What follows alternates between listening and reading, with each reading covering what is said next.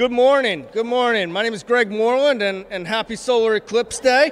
I'm the Pennsylvania State Director for the National Federation of Independent Business here in Pennsylvania, representing about 13,000 small independent businesses here in the Commonwealth and about 300,000 nationwide.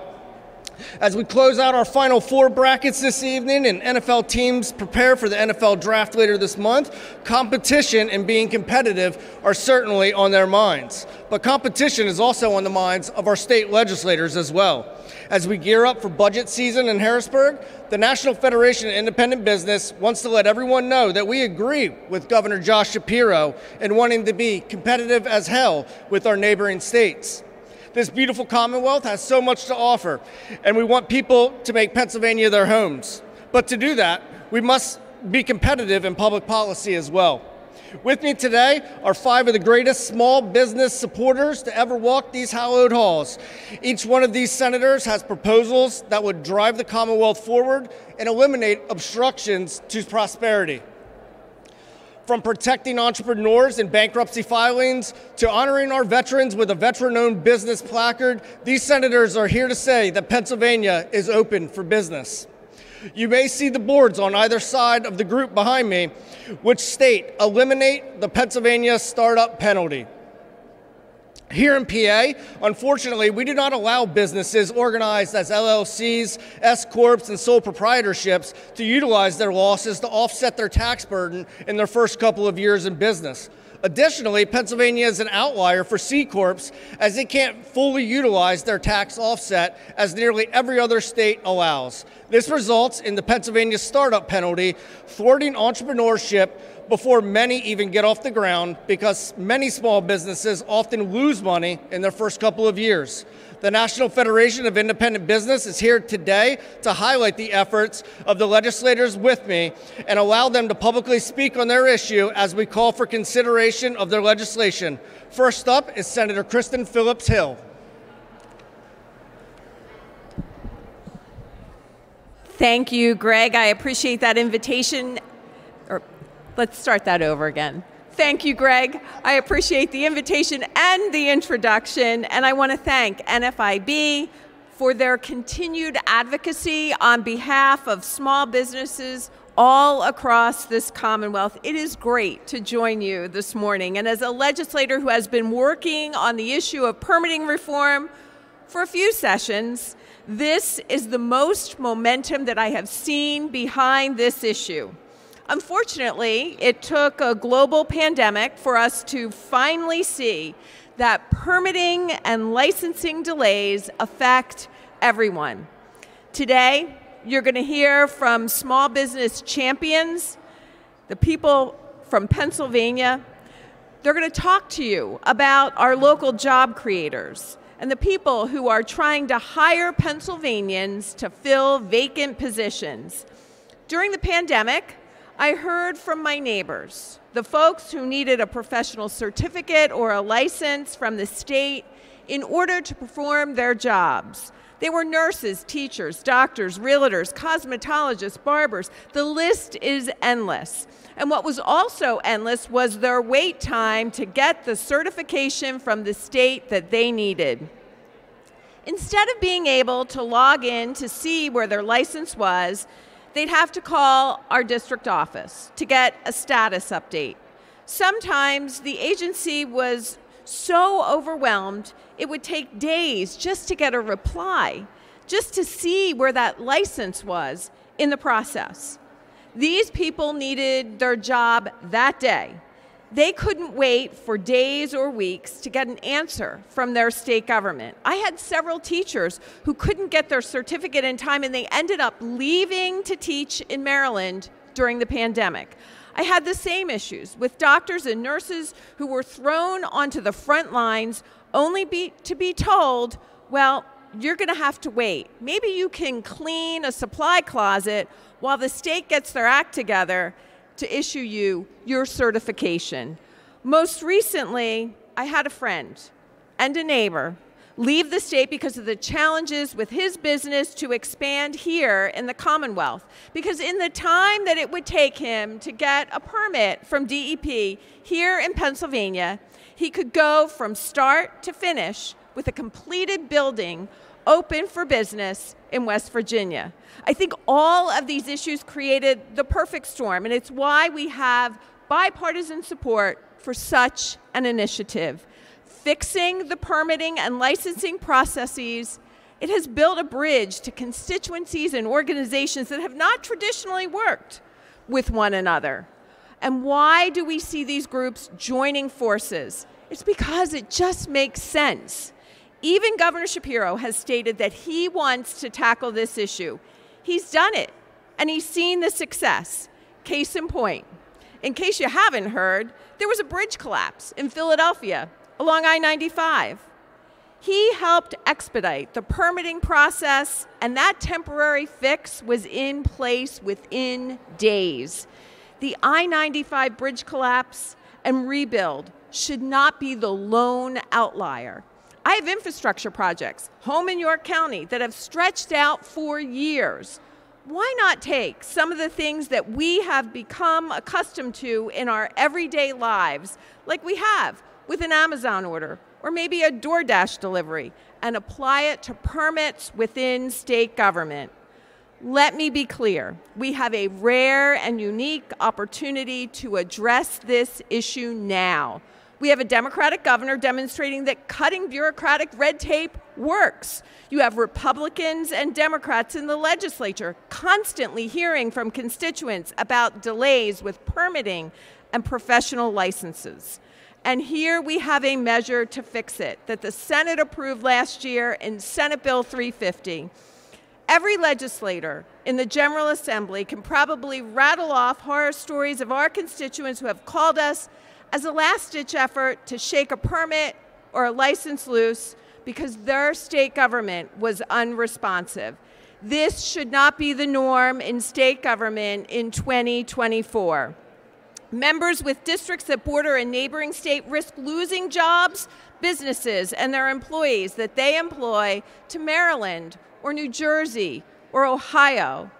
The time is now to restore the promise of Pennsylvania. We can cut the red tape and we can roll out the red carpet. And again, I want to thank Greg, Melissa, and the NFIB for standing with us every step of the way to implement common sense and bipartisan permitting reform here in Pennsylvania. Our small businesses are the backbone of our economy, and we've seen time and time again that permitting delays can be a backbreaker for too many of our locally owned small businesses. So let's get Senate Bill 350 across that finish line because we cannot afford to wait. Thank you so much. And now it is my great honor to introduce my friend and colleague from Cumberland County, a veteran, a small business owner, and a dear friend, Senator Greg Rothman. Thank you, Senator. For many, starting and owning a business is the American dream. It takes hard work, grit, and determination, and it can take a while to turn a profit. In those first few years, it's not uncommon for new businesses to operate at a loss. A mentor of mine told me the first year you lose all your savings. The second year you might break even, and the third year is when you start making money. It's a model that takes place with all small businesses. And even larger businesses have even more of an investment in capital investment in the beginning. But the way that Pennsylvania treats business losses penalizes new businesses when they can least afford it. It is truly a startup penalty, and it makes it more difficult for new businesses to get off the ground, often closing their doors before they've ever had a chance to thrive, or choosing other states to start up in. We can do something about this by joining the 48 other states that treat entrepreneurs fairly. This legislation, SB 346, would eliminate Pennsylvania's startup penalty. A strong business community means greater economic opportunity for all. It's time to make Pennsylvania open to the American dream. Thank you. Oops, another small business owner. Hi there, and thank you all for being here today and for the chance to speak about the importance of helping small businesses across the Commonwealth. Small and independent businesses are a foundation of our economy and our communities, serving as places where we buy, socialize, and gather. Because of the massive importance they hold in our daily lives, we as a General Assembly must work to create a business climate that is friendly, supportive, and encourages them to thrive. This session, I was happy to reintroduce legislation, Senate Bill 662, that would help our Commonwealth small businesses by allowing them to use the net operating loss deduction, something that their larger competitors are already able to do. The option of using various tax strategies is critical to the success of a small business, since they do not have the same access to capital that the larger businesses do. The use of tax and accounting tools like the net operating loss deduction gives these small businesses greater control over their finances and creates parity between them and their large business competitors. In tough economic times, these tools are even more important and could be the difference between making it through or having to make the hard decision to close up shop. Our small businesses are the backbone of our economy, and they should be allowed the same tax advantages and tools as larger businesses. The small businesses in our communities need a government, laws, and regulations that work with them, not against them. I look forward to continuing to work with the sponsors of the other small business bills mentioned today and with all my colleagues in the House and Senate to make Pennsylvania open for business. Thank you.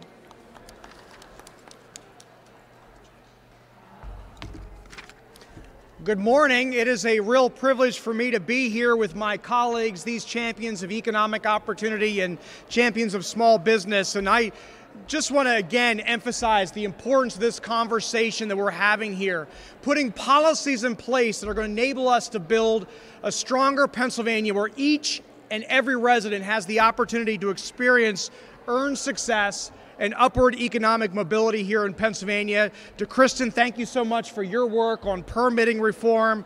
To Tracy, who I'll have the opportunity to introduce here in a moment, and certainly the work that Judy and Senator Rothman are doing on the Pennsylvania startup penalty, without question, a barrier to economic growth and economic opportunity here in Pennsylvania. And Greg, thank you so much for your leadership in the NFIB and being such an advocate, such a champion for our small business community here in Pennsylvania. As has been said, if we are to make Pennsylvania an attractive place to live, work, and to raise a family, then we need to prioritize pro-growth policies that make our Commonwealth more economically competitive. The legislation that I have sponsored to modernize Pennsylvania's exemption statute to provide fair protections for small businesses and encourage entrepreneurship in this Commonwealth is just a small piece of the overall effort to attract new industries, jobs, innovators to move here and stay here in Pennsylvania. Studies have clearly established that when starting a business, many entrepreneurs will in fact choose states where they're not risking the loss of their homes and other property if that business fails.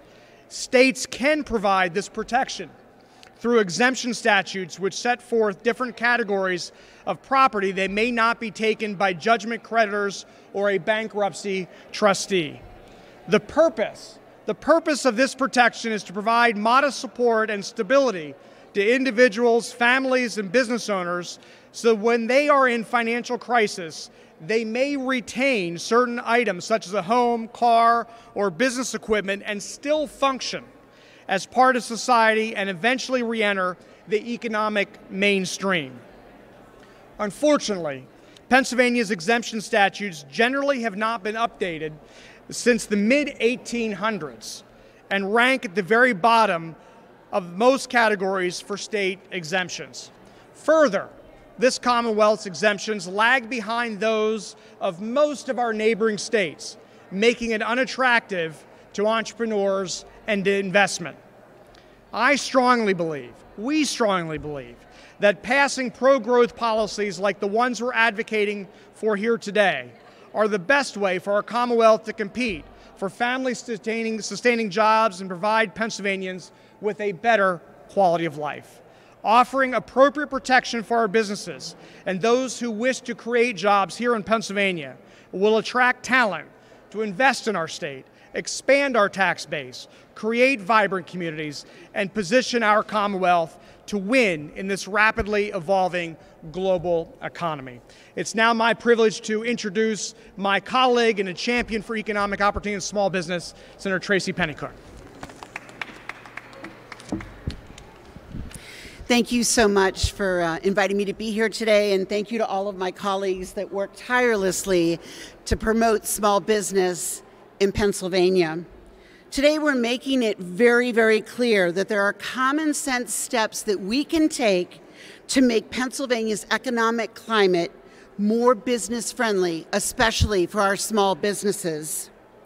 The drivers of our economy, unfortunately, are so burdened down with an outdated tax code, strident regulation, and cumbersome permitting. Additionally, our small businesses shouldn't have to fear a frivolous lawsuit where the only objective is to coerce them from their money. Unfortunately, this practice is happening every day to Pennsylvania small business owners who, without warning, are slapped with a lawsuit alleging that their website is not ADA compliant. Bad actors know that a small business cannot afford the legal battle that comes out of a protracted court battle and will more than likely settle. They have the interest of complying with an ADA website requirement, but they often don't know that there is a requirement for this. They're business owners. They want to make sure that every customer has access to their product. This is why I introduced Senate Bill 1015. It will ensure that businesses have a time frame to fix their website of any deficiencies that are brought to their attention before a lawsuit can be filed. This is just a common sense approach to business. You find a problem and you fix it. Our businesses, especially those that are owned by veterans, are asking for opportunities to build and create in Pennsylvania. I've introduced Senate Bill 884 to give veterans this opportunity and fair consideration that they deserve, which would once again require a veteran-owned small business to receive the Small Diverse Business designation. Under a recent policy change, a veteran-owned business can only receive the Small Diverse Business designation if they can prove they're part of another group's designation. By supporting these entrepreneurs, we can support those who have fearlessly answered the call of duty in service to our great nation. I am so proud to stand with my colleagues and with NFIB to advocate for these changes to create a better business climate and economy for all of Pennsylvania and the Commonwealth. Thank you, and back to you, Greg. I want to thank the senators that are here with me today for all of their thoughtful legislative proposals. These senators with me truly care about the economic development of the Commonwealth and have thoughtful proposals that will drive us forward, making us more competitive with our neighbors. The Commonwealth is a great place to live and work, but we should always strive to make it better. That is why NFIB is calling on the legislature to enact policies that allow our small businesses to prosper, starting with the proposals we have highlighted here today. Thank you to have all joined us and listened and tuned in. Thank you all very much.